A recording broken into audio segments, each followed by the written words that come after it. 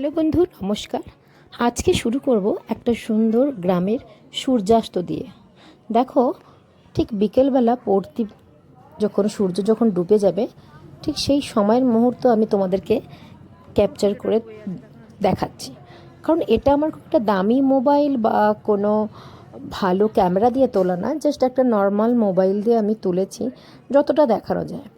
দেখানোর কারণ এটাই যে এত সুন্দর একটা দৃশ্য তোমাদের সাথে শেয়ার না করলে পারলাম না।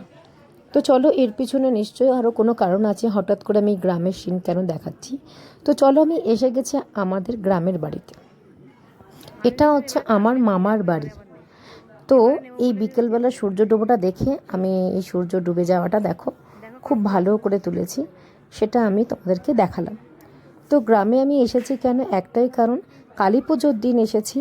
কালী পুজোর দিন এখানে একটা অনুষ্ঠান হচ্ছে।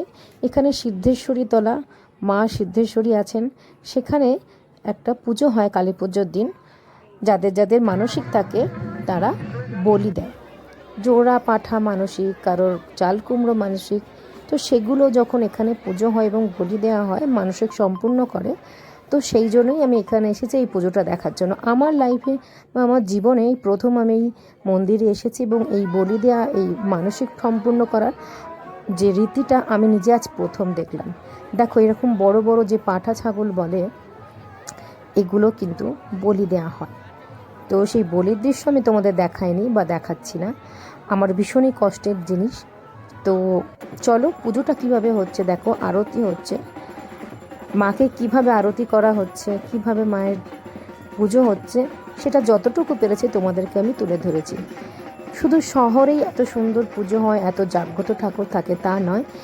একটা গ্রামে, যেখানে হয়তো নাম অনেকেই জানেন না, আমতার ঝিকিরা, সেখানে হচ্ছে এই সিদ্ধেশ্বরী তলা, এই সিদ্ধেশ্বরী মা আছেন এবং ইনি খুব জাগ্রত বলে জানা গেছে। মানসিক সম্পূর্ণ না হলে কি কেউ আর এইখানে পুজো দিতে সম্পূর্ণ করতে সে বলেন। তো সেই আরতি করা, পুজো করা রাত্রি 2টো পর্যন্ত আমি ছিলাম।